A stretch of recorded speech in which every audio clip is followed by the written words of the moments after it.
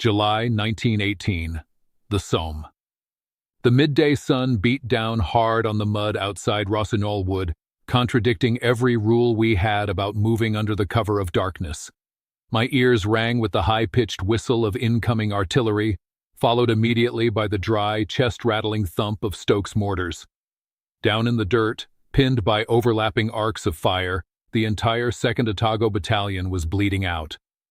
50 yards ahead, a dense thicket of rusted German barbed wire blocked any hope of an advance. I watched a short, wiry man crawl forward. He ignored the standard-issue steel helmet, wearing only a dark, sweat-stained wool balaclava. He carried no rifle, no bayonet, just two cold, Webley revolvers gripping his hands. To stay in that open field under daylight meant taking a bullet in seconds, yet there he was. How do you survive the deadliest patch of ground on Earth when the mathematics of war dictate you should already be a corpse? He was about to show us. The generals in the rear thought they understood this war because they drew neat red lines on maps. But the men freezing in the trenches knew the real war belonged to the man walking in the mud between those lines. We called him the King of No Man's Land. His real name was Sergeant Dick Travis.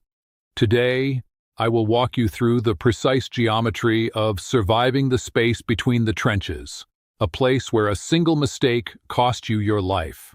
You will see why his reputation for supposed madness actually masked the coldest, most calculating tactical mind on the Western Front. And you will witness the bitter irony of a man who survived 4 years of point-blank combat, only to meet his fate 24 hours after his greatest triumph. If you want the version of this war that they do not print in the pristine pages of history textbooks, stay with me. Hit subscribe so you do not miss the next one. Before he ever put on a uniform, he was Dixon Cornelius Savage, a horsebreaker born in 1884 in rural New Zealand. The records show he fled his hometown in 1905 after a local scandal, changing his name to Richard Charles Travis to erase his past. He brought that same fugitive instinct to the Otago Mounted Rifles in August 1914, arriving with a deep understanding of animal psychology and a smell of manure and leather still clinging to his boots. When we landed at Gallipoli in 1915, the horses were useless, but Travis found his true calling. He started slipping out of our lines at night, probing the Turkish defenses on his own time. He earned 14 days in the stockade for moving without orders, but he also earned the silent respect of every man shivering in those dugouts. He was testing his own limits, learning how close he could get to a hostile sentry before the darkness betrayed him. The real test was still waiting. By the time our division reached the French sector of Armentières in 1916, the rules of survival had changed. This was not a war of movement, it was an industrial siege. The space separating us from the German lines spanned anywhere from 50 to 300 meters of pulverized earth. We called it No Man's Land. It was a slaughter zone, saturated with waterlogged craters, rusted wire, the sickly sweet stench of rotting flesh, and lingering pockets of mustard gas. If you raised your head above the parapet during daylight, a sniper put a bullet through it. The true war happened at night. Both sides needed trench raiders to dominate that dark expanse, capture prisoners for interrogation, and map out enemy defenses. The New Zealand Division specialized in this aggressive intimidation. The objective was psychological exhaustion. We wanted to ensure the enemy never slept, never felt safe, not even at the bottom of a 20-foot hole in the ground. The nights belonged to the hunters. Moving through that darkness required a mechanic's understanding of geometry and human perception. Travis treated German sentries the way he used to treat skittish horses back in Southland. He spent days staring through a periscope, memorizing their shift changes, noting the exact spots where they smoked, and timing the rhythm of their flares. At night, survival depended entirely on manipulating light. When a German magnesium flare shot into the sky, it illuminated a 100-meter radius with a blinding, ghostly white glare for 10 long seconds. Travis taught us the one rule that mattered: freeze. The human eye detects movement, not stationary shapes covered in mud. The terror of holding your breath, Feeling the freezing mud soak through your puttees into your shins, knowing an enemy rifle was pointed 50 feet away, tested the nerves of the hardest men. We lived or died by our ability to become part of the dirt. One twitch of a muscle and the artillery would find you. The apex predator of this environment was the German MG-08 machine gun. It was a heavy, water-cooled beast that spat 400 to 500 rounds every minute. The sound of it firing was unmistakable, a heavy, rapid tearing noise that vibrated in your molars. Sitting on its sled mount, it weighed over 60 kilograms, requiring a dedicated crew to operate and supply it with cloth belts of ammunition. Its purpose was to create interlocking fields of fire, a geometric net of lead that would cut a human body in half before it hit the ground. Our standard doctrine dictated we soften these positions with days of artillery bombardment before sending infantry over the top. But artillery turned the ground into a swamp, making it harder for our boys to walk, and it rarely destroyed the deep concrete bunkers housing those guns. We needed a precision instrument to dismantle those defenses. The brass finally realized they had one sleeping in our dugouts. During the Somme offensive in September 1916, Travis began eliminating enemy snipers with surgical precision. He earned the Distinguished Conduct Medal, and the senior officers finally realized that standard regulations did not apply to a man who lived in the mud. They gave up trying to force him into a standard steel helmet and allowed him to form his own dedicated unit. We called it Travis's Gang. He handpicked a small section of scouts and snipers from the 2nd Battalion, men who could control their breathing and move without making the thick mud suck at their boots. We operated outside the conventional command structure, focused entirely on lethal infiltration and gathering intelligence. While other units measured success by yards gained, we measured it by the silence we left behind in the enemy trenches. This autonomy allowed Travis to refine his methods, transforming a group of farm boys and clerks into the most feared nocturnal hunters on the Western Front. We were rewriting the rules. A typical patrol with Travis involved hours of punishing patience.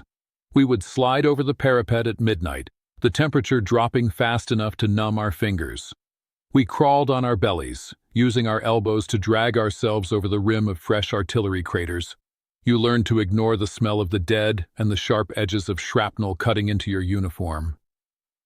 Travis led the way, navigating by the faint silhouettes of ruined trees.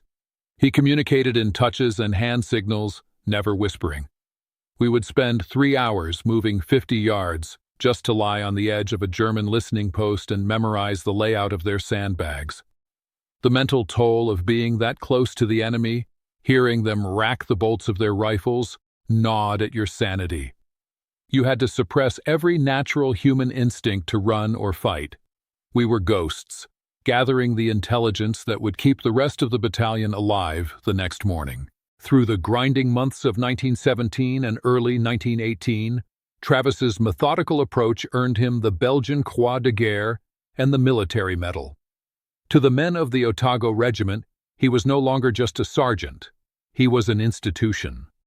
Just knowing the king of no man's land was out there in the dark raised the morale of every exhausted rifleman in our line. We felt a strange sense of security knowing he was mapping the traps before we had to walk into them. But the attrition of continuous combat was taking its toll on all of us. The constant damp cold, the sleep deprivation, and the erratic rations eroded our physical strength. The high command continued to demand results, pushing the boundaries of what our exhausted bodies could endure. The tension within the division built steadily, a tight coil waiting to snap. The calculus of survival was about to shift, demanding a price we were not ready to pay. There is a persistent myth that trench raiders were adrenaline-fueled wild men who sprinted into the dark to shoot anything that moved. That is a fiction created by men who never left London. Travis's gang operated like tacticians. We spent entire nights in no man's land, and the majority of our patrols ended with exactly 0 shots fired. We crawled out, listened to German conversations, measured the gaps in their barbed wire by hand, and slipped back before dawn. Travis hammered one lesson into us. Firing a weapon in the dark signed your death warrant. The muzzle flash instantly gave away your position to every artillery battery and machine gun within a mile. His supposed madness was actually the most extreme form of risk calculation. We survived because we understood that a silent blade or a detailed map saved more lives than a noisy rifle. I want to know what you actually thought trench raiding was before you heard this. Drop it in the comments. By July 1918, the New Zealand Division received orders to eliminate a German salient jutting into our lines at Rossignol Wood. The terrain was a defensive nightmare, situated on ground the enemy had fortified for months. It was a puzzle of deep trenches and hidden strong points that could not be solved by sneaking around in the dark. The enemy held the high ground, giving their sentries a clear line of sight over our approach vectors. Our battalion was tasked with a direct daylight assault, stripping away the very shadows that had kept Travis alive for the past 3 years. We spent the night before the attack checking our gear in silence, the weight of the upcoming advance pressing down on our chests. Men wrote letters home by the dim light of shielded matches. We knew the German positions were deep and well supplied. The element of surprise was gone, replaced by the cold reality of a frontal push against fortified steel. The math was about to collect. The attack launched at 5 in the afternoon on July 24th. The sun sat high, baking the mud and exposing every man who stepped out of the trench. Our advance ground to a sudden halt on the right flank. A massive, unbroken entanglement of German barbed wire blocked the only viable path forward. The men dropped into the shallow craters, pressing their faces into the dirt while rifle fire snapped just inches above their heads. We were trapped in the open, minutes away from total annihilation. The momentum of the assault evaporated in seconds. If we stayed in those craters, the German mortars would find our range and bury us alive. We needed to breach that wire, but anyone standing up to cut it would be stitched with bullets before they took 3 steps. The entire battalion was paralyzed, waiting for an order that would likely send half of us to the grave. We needed a man who did not fear the sun. That was when Travis stood up. He did not ask for covering fire. He simply crawled out of his crater in broad daylight, carrying an armful of explosives. He reached the wire, ignoring the dirt kicking up around his boots, and methodically set the charges. The blast sent a shower of earth and jagged metal over our heads, leaving the sharp smell of fresh explosives hanging in the humid air. He blew the path wide open, clearing a lane for the infantry to push through. The men behind him let out a shout, gripping their rifles and preparing to surge forward into the gap. For a fraction of a second, we thought the hardest part of the assault was over. We thought sheer aggression had cracked the German line. But as the smoke from the demolition charges drifted away, the true depth of the enemy defense revealed itself. The obstacle was gone, but the predators waiting behind it were now fully awake. 2 German MG-08 machine guns, positioned in shallow reinforced pits, opened fire simultaneously. They created an intersecting wall of lead that tore up the ground and pinned the infantry down once more. We could hear the heavy mechanical rhythm of 800 rounds per minute tearing through the air. The advance disintegrated. If those guns were not silenced immediately, the entire battalion would be cut to pieces in the sunlight. Standard procedure required falling back and calling for an artillery strike, a process that would take 20 minutes we did not have. Travis assessed the geometry of the battlefield. He saw the craters, the angles of the enemy trenches, and the limited traverse of those heavy gun mounts. He checked the cylinders of his Webley revolvers, grabbed 2 Mills bombs, and prepared to break every rule of infantry survival. What happens next took less than 4 seconds. 4 seconds that defined the legacy of our entire division. He left the safety of his crater, moving without the slow, calculated stealth he used at night. This required pure, unhesitating speed. He ran hunched over, his boots slipping on the uneven ground, using the ruined landscape to mask his approach. He knew a heavy machine gun on a sled mount required precious seconds to physically shift its aim, seconds the German crews did not have if they were tracking multiple targets. He was betting his life on the mechanical limitations of a 60-kilogram weapon and the psychological shock of a single man charging straight into the teeth of their defenses. I watched him close the distance, his dark balaclava bobbing between the mounds of displaced earth. He reached the edge of their effective perimeter, gripping the heavy checkered wooden handle of his revolver in one hand and the cast-iron shell of a grenade in the other. He was stepping into the void. Travis closed in until he was 15 meters away from the first pit, stepping right into the effective throwing range of his Mills bombs. He pulled the pins and hurled the explosive straight into the dugouts. The double detonation shook the ground beneath our boots, sending plumes of gray smoke and pulverized dirt into the air. Before the dust even had a chance to settle, Travis vaulted over the parapet and dropped straight into the smoking trench. The enclosed space of a fortified position is tight, chaotic, and loud. A standard Lee Enfield rifle, measuring over 44 inches with a bayonet attached, is clumsy and slow to turn in those narrow dirt corridors. That is exactly why Travis carried two compact Webley revolvers.